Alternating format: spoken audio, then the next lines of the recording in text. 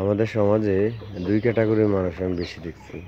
এক হচ্ছে কিছু মানুষ জন্মলগ্ন থেকে একটু বুঝে হওয়ার পর থেকে অন্যেরা ঠকায় নিজেরা বড় হইতে চায়, সেটা যে কোনো ক্ষেত্রেই। আবার কিছু মানুষ আছে বোকাশোকা টাইপের, সবসময় নিজেরাই ঠকে যায়, কাউরে ঠকানো কি জিনিস তারা বোঝে না।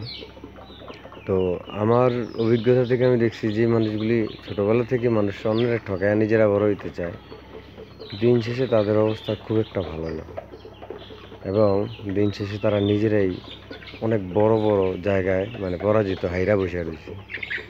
আর যে মানুষগুলো বোকাশোকা টাইপের, কাউকে ঠকানো বোঝে না, ছোটোবেলা থেকে অনেক জায়গাতে ঠকে আসছে, ওই মানুষগুলো অনেক বড় বড় লেভেলে অনেক বড় বড় জায়গায় যাইতে পারছে, এবং দিন শেষে তারা অনেক বড় কিছু পাইছে, অনেক বড় বড় জয় তাদের জীবনে আসছে।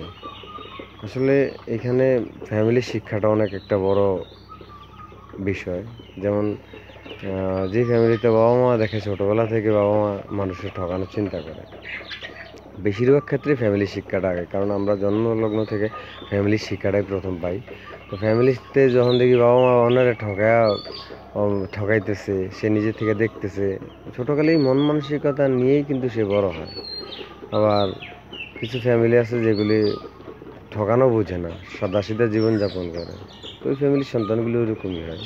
প্রথমত আমরা ফ্যামিলির শিক্ষাই পাই, তো ওই দিক থেকে ফ্যামিলির শিক্ষাটাই আসলে যারা অন্যেরা ঠকাইতে যারা কখনো ভালো জায়গায় থাকতে পারে না, এটা অসম্ভব, এটা কখনোই সম্ভব না। আর যে মানুষগুলি কাউকে ঠকানো বোঝে না, এই মানুষগুলি দিন শেষে খুব ভালো থাকে। এটার বাস্তব অনেক উদাহরণ আছে, আমার জীবনে আছে, আপনাদের জীবনে আছে।